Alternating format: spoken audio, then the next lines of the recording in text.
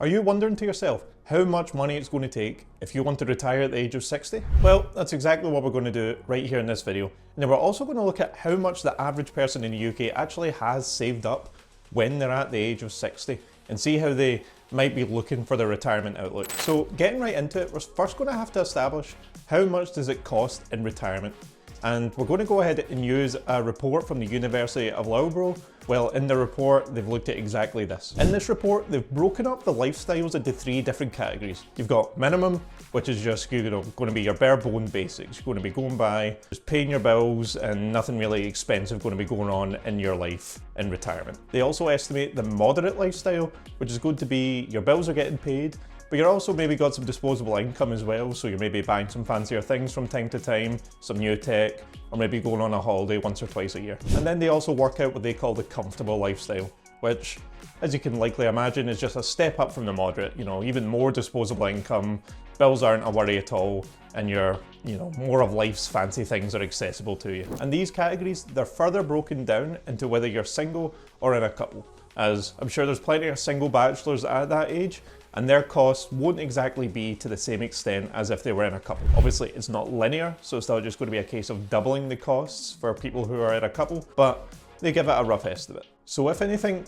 by the end of this video, you're going to actually understand how much it might actually benefit your financial situation to have some gain and go out and get a partner or something like that. Now, before we go on to the actual figures that are in the report, it's important to bear in mind that what's minimum and what's comfortable can vary, greatly between people and what they expect out of life, and not to mention just the location as well. What might be the minimum money needed for the centre of London is going to be completely different from some rural town in the back end of Wales. You need to take these figures with a pinch of salt in that sense, but again, it's good to work with these averages just to get a rough idea, and you can use your own judgment to see if you need to tweak that a bit yourself. So in the report, the minimum lifestyle is said to be £13,400 for single people, and then for couples, it's looking to be about £21,600. So we will look at this lifestyle first, as looking at this in depth and working through how we're exactly able to work out how much you're going to need. We can then just go back and apply it to the other figures as well, instead of going through all 3 and then going back and then needing to work it through. So with that in mind, before we even get to the pensions and ISAs and whatever savings you might have under your mattress, it's important to bear in mind that at this age, you're going to be soon coming into your state pension. At the moment, you gain access to your state pension if you're 66 or older, but that's going to be changing if you're born on the 6th of April 1960 or afterwards. You're going to need to wait to 67 before you can access your state pension. At the current year, the full state pension, again assuming you've got your full entitlement, is just shy of £12,000. So that would mean that if you're a couple, you're above that threshold for the minimum style of living just through the state pension alone. And if you're single, you're just below it, so you need very minimal savings to be able to achieve the minimum lifestyle that they say. An easy and quite straightforward way to work out roughly how much savings you're going to need in retirement is just to take the yearly income that you require to, live the lifestyle you want, and just times that by the number 25. And that figure will be the total amount of savings that you need to have in your retirement savings to be able to live off that income indefinitely. This is based off the 4% withdrawal rule, which I won't go into in great detail in this video, as I've covered it in quite a few other videos, so if you're interested, be sure to check them out. But basically, it's a way for you to take money out of your pension pot, and the likely growth that it will receive when invested will outpace that withdrawal rate even when taking into account inflation. So it means that the money will at a minimum stay level and likely over the long term actually increase in value. Again, I will caveat this and say that the 4% withdrawal rule has its problems and it's not perfect. By no means that doesn't mean that you can just apply this haphazardly and you'll never need to worry about it again. Your situation might be different, and again, you might not be able to take into account things like market timing and downturns and all that type of stuff, where adjustments might need to be made to that rule. So don't do anything hasty off the back of that info. If you want more info, be sure to contact a financial advisor and get some professional help in that sense. But it's a good thing to get a rough figure if you're planning to save towards a goal. So with that bear in mind, if we look back at the minimum lifestyle figure of £13,400, if you're a single person, you're short of that figure just by a little bit. It's about £1,427 you're short. So as that's the income you're going to need to be able to produce for yourself to reach the minimum standard, once you take into account the state pension, You just take that figure, times it by 25, and that's going to give you the total amount of savings that you're going to need to be able to reach the minimum lifestyle if you were single.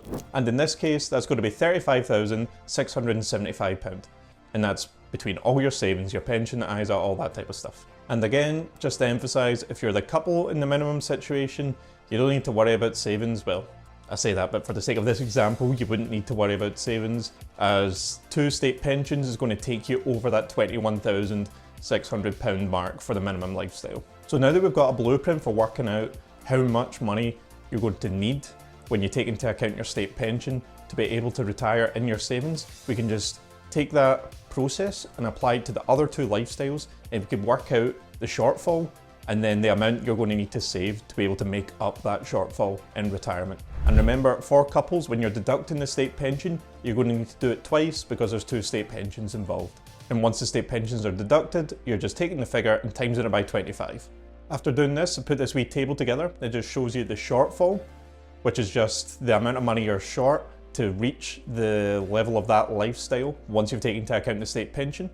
And then beside that, you've got the savings required. So that's the amount of money you're going to need to have saved to be able to sustainably take out that income that you're short. So looking at the results of the table, we can see that for both people who are single and couples, for the moderate lifestyle, you're going to need to be about just shy of £500,000 in your savings if you want to reach that level of income in your retirement sustainably. And then looking at the comfortable lifestyle, it's going to need to be a pretty big jump in savings again. For single people, you're going to be looking at about 800,000 to be saved, and then couples about 900,000. So now that we have those figures, let's compare it to the amount of savings that the average 60-year-old actually has at their disposal and see where they're going to fall in this lifestyle category. But before we look at those figures, if you found the video entertaining or interesting at all, be sure to drop a like and subscribe. It only takes a second of your time, and it lets me know, and more importantly YouTube know, that you're liking the content. And be sure to comment down below what you think about this topic. Do you think the figures for levels of income are accurate? Do you think they're too low, too high? And are you on track to hit any goals of your own in savings? I read all the comments, and I do like to have a discussion and hear other perspectives, and I think it's quite interesting when there's a bit of a community around it, so don't be shy. So in order to get total savings that includes stuff like ISAs and pensions, we're going to need to look at a couple different reports. So first we look at a report from Finder, who look at people's savings above the age of 55, not including pensions. So this is going to be stuff like your ISAs, current accounts, and again, anything you've got under your mattress.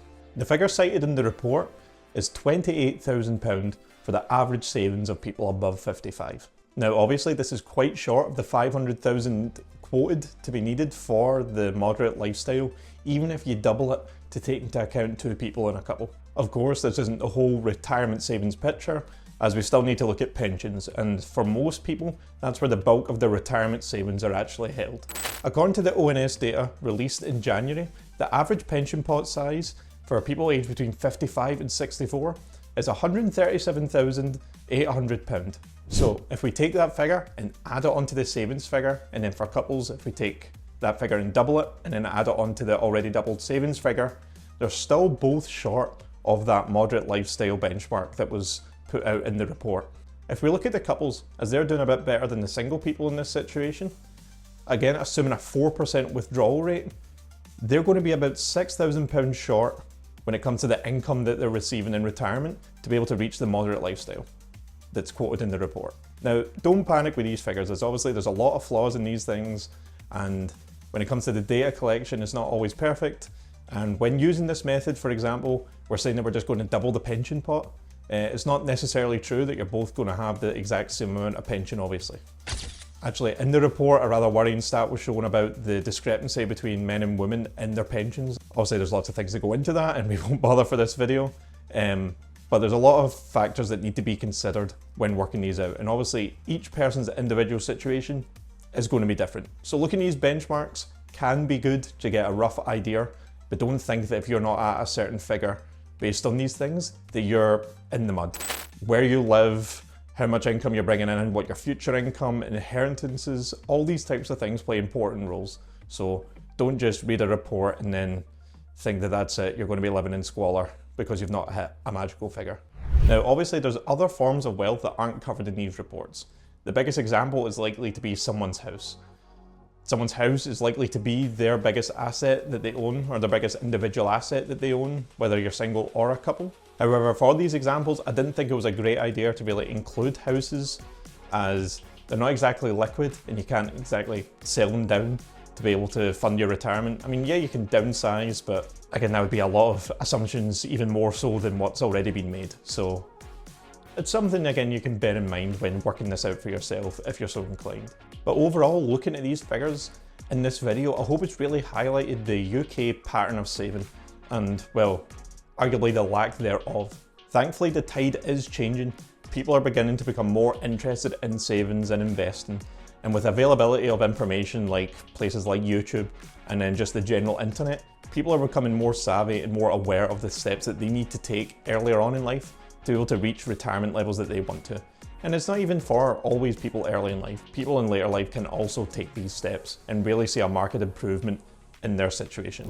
And again, I really do want to emphasize enough before this video is over, do not worry if you're not at these figures. There's no one magical figure that if anyone reaches, they're going to be perfectly fine. There's a lot of nuances and a lot of things that aren't taken into account. Probably one of the biggest ones is taxes. And then obviously there's other ones like where you're living is going to have a large impact on how much money you're going to need to achieve certain lifestyles. So bear in mind that each situation is unique and just don't worry about it. The worst thing you can do is be paralyzed by the thought of you're not able to achieve these types of things and then just stopping altogether. Working towards it little by little is going to yield so much better results than freezing up in the headlights and just throwing in the towel. And then even when it comes to the calculations, like the 4% rule for example, that could be completely different based on other people. People with much more aggressive or passive lifestyles, we'll say, in terms of their spending might be able to have more or less of a withdrawal rate as a result. It really is unique to the person. So if you're really that unsure and really worried about it, do seek professional help with a financial advisor and they'll be able to calm your situation and make sure you feel a bit better about it all and give you a better sense of direction for what you might need to do if you want to achieve certain things. But yeah, that about covers it. So thanks a lot for staying to the end. I really do appreciate it. I hope you found it entertaining or informative at least. In this video, we're talking about savings that you might want to have when you're about the age of 60. Well, on this channel, I also covered habits that you really need to stop at that age as well. So if you're interested, be sure to check that video out as well. And until next time.